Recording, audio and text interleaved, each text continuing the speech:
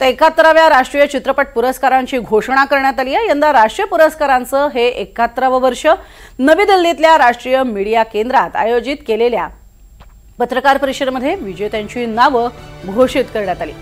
या सोहळ्याला मागच्या वर्षभरातील सर्वोत्कृष्ट अभिनेते, दिग्दर्शक, लेखक आणि सिनेसृष्टीमधील प्रतिभावान लोक उपस्थित होते।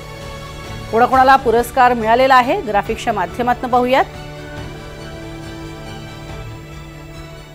शाहरुख खान सर्वोत्कृष्ट अभिनेता जवान या चित्रपटातील त्याच्या भूमिकेसाठी, तर श्यामची आई हा सर्वोत्कृष्ट मराठी चित्रपट ठरलाय।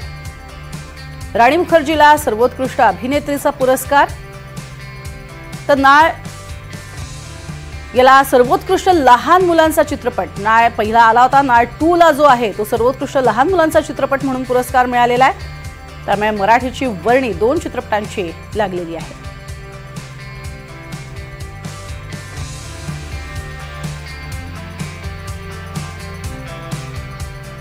तर सुधाकर रेड्डी यंकटी यांचं दिग्दर्शन आणि त्याबरोबरीनं सर्वच मराठी कलाकारांची आणि खास करून बालचमूची भूमिका ही नाळ 2 मध्ये पाहण्याजोगी आहे आणि त्यावरूनच नाळ 2 मध्ये हा पुरस्कार प्राप्त असा चित्रपट ठरलेला आहे। तर राणी मुखर्जी हिला सुद्धा सर्वोत्कृष्ट अभिनेत्रीचा पुरस्कार मिळालेला आहे। तर शाहरुख खान जवान या चित्रपटातून आपल्या अभिनय क्षेत्रातलं कार्यकर्तृत्व हे गाजवलेलं पाहायला मिळतंय।